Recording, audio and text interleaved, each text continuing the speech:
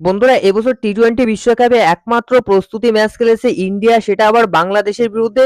আর ম্যাচটা কিন্তু ইতিমধ্যে শেষ হয়ে গেছে। বাংলাদেশকে কিন্তু ইন্ডিয়া ৬২ রানে হারিয়ে দিয়েছে। তো দুর্দান্ত পারফরমেন্স করেছে টিম ইন্ডিয়ার কয়েকজন প্লেয়ার। স্পেশালি দুজন প্লেয়ারের কাছ থেকে আমরা যে পারফরমেন্সটা চেয়েছিলাম, তারা কিন্তু সেরকম পারফরমেন্স দিয়েছে। একজন হচ্ছে ঋষভ পান্ত আর দ্বিতীয়ত হচ্ছে হার্দিক পান্ডিয়া। এই দুজন প্লেয়ারের কাছ থেকে কিন্তু আমরা একটা ভালো পারফরমেন্স আশা করেছিলাম। তো দুজনই ভালো খেলেছে। ঋষভ পান্ত ৩২ বলে ৫৩ রান করেছে। হার্দিক পান্ডিয়া ২৩ বলে ৪০ রানের একটা দুর্দান্ত ফিনিশিং দিয়েছে। সেখানে বন্ধুরা, নিউ ইয়র্কের যে নতুন স্টেডিয়ামটায় আজকে খেলা হয়েছে, এই স্টেডিয়ামে কিন্তু এই প্রথম ম্যাচ খেলা হয়েছে।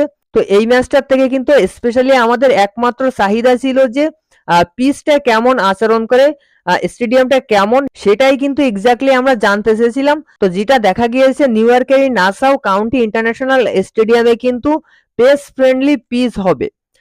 পেসাররা বেশি সুবিধা পাবে স্পিনারদের থেকে, এবং বাউন্সও কিন্তু বেশি দেখা গিয়েছে। বাউন্স বেশি হওয়ারই কথা, কেননা পিচটা কিন্তু অস্ট্রেলিয়ার অ্যাডিলেড থেকে অর্থাৎ গাব্বার থেকে আনা হয়েছে। অস্ট্রেলিয়ার প্রত্যেকটা গ্রাউন্ডের পিচই কিন্তু বাউন্সি পিচ হয়। এবং এই ম্যাচটা কিন্তু দেখলাম, ম্যাচে কিন্তু খুবই বাউন্সি পিচ হয়েছে।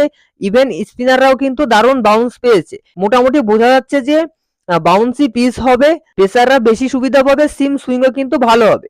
এটার প্রধান কারণ হচ্ছে ইন্ডিয়া কিন্তু গ্রুপ স্টেজের ৪টে ম্যাচের ভিতর ৩টে ম্যাচই এই গ্রাউন্ডে খেলবে। ইভেন সবথেকে বড় ম্যাচ যেটা পাকিস্তানের বিরুদ্ধে ৯ তারিখে, ওই ম্যাচটাও কিন্তু এই গ্রাউন্ডে খেলা হবে। সুতরাং পিচটা, গ্রাউন্ডটা আমাদের অবশ্যই জানা উচিত, সেই জন্য জানালাম। ইন্ডিয়ান ব্যাটাররা কিন্তু প্রথমে ওপেনিং এ নেমেছিল রোহিত শর্মা এবং সঞ্জু স্যামসন। সঞ্জু স্যামসন ৬ বলে ১ রান করে আউট হয়েছে। সেখানে রোহিত শর্মা ১৯ বলে ২৩ রান করেছে। ঋষভ পান্ত ৫৩ রান করেছে। সূর্যকুমার যাদব ১৮ বলে ৩১ রান করেছে। হার্দিক পান্ডিয়া ৪০ রান এবং শিবম দুবে ১৪ রান। টোটালি ১৮৩ রানের টার্গেট দিয়েছিল বাংলাদেশকে। তবে বাংলাদেশ ক্রিকেট টিমের কি হয়েছে বুঝতে পারছি না। ২ বছর আগেও কিন্তু বাংলাদেশ ক্রিকেট টিমটা যথেষ্ট কম্পিটিটিভ পারফরমেন্স দিত। লাস্ট ১ বছরে কিন্তু আমরা দেখতে পাচ্ছি বাংলাদেশ ক্রিকেট টিমটার পুরো ভিতটাই নড়ে গিয়েছে। যেমন ইউএস এর বিরুদ্ধে একটা সিরিজ হেরেছে, তারপর জিম্বাবুয়ে, নেদারল্যান্ডের কাছেও কিন্তু এরা হেরে যাচ্ছে। যেখানে ২-৩ বছর ৪ বছর আগে কিন্তু বাংলাদেশ এশিয়া কাপে, টি-টোয়েন্টি বিশ্বকাপ ২০২২-এও কিন্তু ইন্ডিয়ার এগেইনস্টে একটা দারুণ কম্পিটিটিভ পারফরমেন্স করেছিল। এশিয়া কাপের ফাইনাল, সেমিফাইনাল খেলেছে। তো বেশ কয়েক বছর আগে বাংলাদেশ টিমটা কিন্তু খুবই ভালো পারফরমেন্স করতো, মোটামুটি একটা আশানুরূপ পারফরমেন্স করতো। তবে লাস্ট ১ বছর ধরে কিন্তু বাংলাদেশের পারফরমেন্স একদমই পড়ে গিয়েছে। ব্যাটাররা কোনো পারফরমেন্স করতে পারছে না।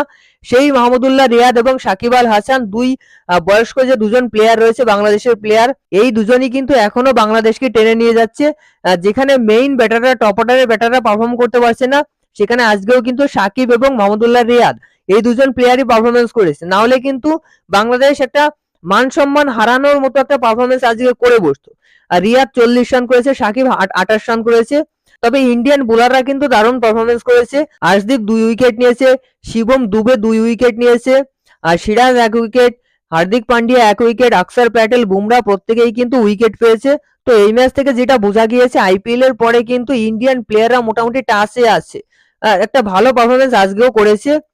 তো এই গ্রাউন্ডে কিন্তু লো স্কোরিং ম্যাচ হবে। তো আজকের ম্যাচটা আপনারা দেখেছেন, অবশ্যই কেমন লাগলো। প্র্যাকটিস ম্যাচ, একটা নতুন গ্রাউন্ডে খেলা হয়েছে, প্রথম ম্যাচ খেলা হয়েছে। জানান কমেন্টে। ভিডিও ভালো লাগলে অবশ্যই লাইক করুন।